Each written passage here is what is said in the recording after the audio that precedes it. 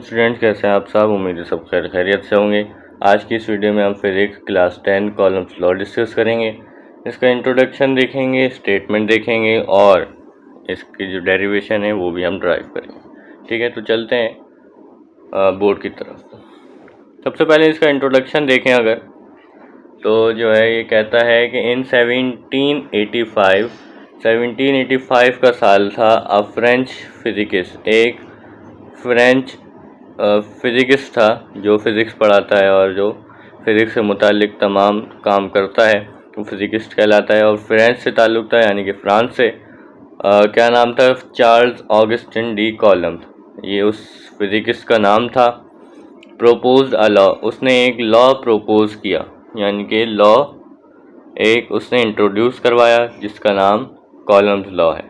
ठीक है, उसके नाम पे ही इसने अपना लॉ रखा, चार्ल्स ऑगस्टिन डी कॉलम्ब। आखिर में कॉलम्ब आ रहा है तो कॉलम्स लॉ हो गया। ठीक है, अच्छा, तो ये था इसका इंट्रोडक्शन। अब चलते हैं स्टेटमेंट की तरफ कि कॉलम्स लॉ क्या स्टेट करता है, क्या बताता है। ठीक है, तो अब समझते हैं। Like charges repel each other, यानी कि लाइक चार्जेस जो होते हैं, जैसे कि प्लस प्लस आपने तार में देखे होंगे या बैटरी में देखे होंगे, प्लस होता है और एक माइनस होता है। अगर प्लस प्लस के साथ होएगा तो ये कह रहे हैं लाइक चार्जेस, एक जैसे चार्जेस, यानी कि एक जैसे प्लस प्लस या माइनस माइनस रिपेल कर देते हैं एक दूसरे को, यानी कि एक दूसरे को दूर दूर कर देते हैं। ठीक है, यहाँ चले जाएगा, यहाँ चले जाए। ठीक है, और जो है एक धमाका हो जाता है। हमने देखा है अगर तार में गलती से दो एक जैसे तार लग गए तो वो जो है धमाका कर देते हैं, शॉर्ट सर्किट कर देते हैं।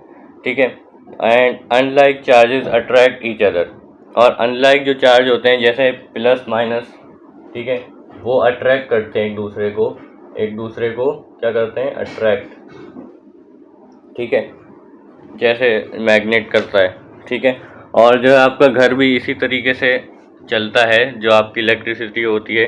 और जो है फ्रिज में जो है वो प्लस माइनस ही तार लगता है। अगर प्लस प्लस लग गया तो जो है शॉर्ट सर्किट हो जाएगा, आपका फ्रिज नहीं चलेगा। ठीक है, अच्छा, आगे चलते हैं। विद द फोर्स, एक फोर्स के ज़रिए से, विच इज़ डायरेक्टली प्रोपोर्शनल, और वो फोर्स जो है वो डायरेक्टली प्रोपोर्शनल है चार्जेस के, and inversely proportional to the square of distance between their centre.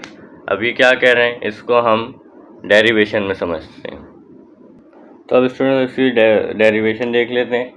उसके लिए आपको यहाँ से पढ़ना होगा फोर्स से लेके आखिर तक। ठीक है, डेरिवेशन के लिए with the force which is directly proportional to force, हम यहाँ पे लिख लेते हैं, फोर्स को हम F से रिप्रेजेंट करते हैं। And directly proportional to the charges, directly proportional का साइन लगाएंगे, कैसा होता है? ऐसा होता है। टू द चार्जेस कहा गया है, तो यानी कि दो चार्जेस हम ले लेते हैं। ठीक है, इन्होंने तो चार्जेस कहा है जितने भी लें, मगर हम दो लेंगे क्योंकि दो जो हैं वो स्टैंडर्ड होते हैं। ठीक है, तो दो को हम किस तरीके से लेंगे? एक चार्ज का हमें पता है, हम क्यू से रिप्रेजेंट करते हैं चार्ज को। दो चार्ज हैं तो एक को Q1 कर देते हैं और एक को Q2 कर देते हैं। ठीक है, तो ये बात यहाँ पे ख़त्म हो गई। Force is directly proportional to the charges, force directly proportional हो गई किसके? दो चार्जेस के। एंड यहाँ लिख लेते हैं, and inversely proportional to the square of distance between their centres, and force is inversely proportional को भी ऐसे ही करके ऊपर 1 लिखते हैं और नीचे जो चीज़ है, जैसे कि square of distance between their centre. Square of distance को हम r से रिप्रेजेंट करते हैं और उसका स्क्वायर ऑफ डिस्टेंस। ठीक है, तो इसके ऊपर स्क्वायर आ गया। ये हमने क्या किया है? हमने इनवर्सली प्रोपोर्शनल किया। इनवर्सली प्रोपोर्शनल किस तरीके से करते हैं?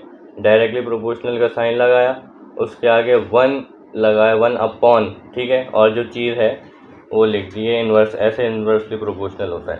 ठीक है, इसको हम कर लेते हैं इक्वेशन 1 और इसको हम इक्वेशन 2, यहाँ आ जाते हैं।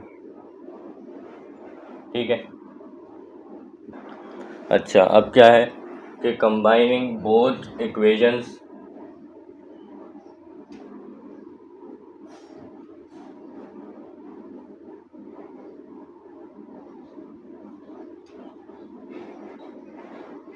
ठीक है, दोनों इक्वेशन को मिला देंगे तो क्या हो जाएगा, force is directly proportional to Q1 Q2। 1 की जगह हमने क्या लिख दिया, Q1 Q2 upon R square. ठीक है, तो ये वही बात हो गई जो वहाँ पे लिखी है, दोनों को मिला दिया हमने। अच्छा, अब जो है डायरेक्टली प्रोपोर्शनल का साइन हटता है तो कोई कांस्टेंट लगता है, वो क्या होता है, K होता है।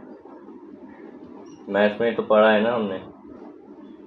ठीक है, तो ये क्या हो गया, F is equal to K Q1 Q2 upon R square. ठीक है, तो ये हो गया आपकी डेरिवेशन और आपकी जो इक्वेशन है वो ड्राइव हो गई।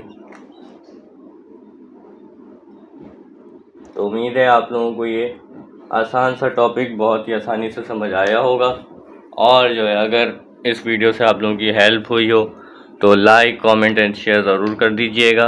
एंड टेक केयर, अल्लाह हाफिज़।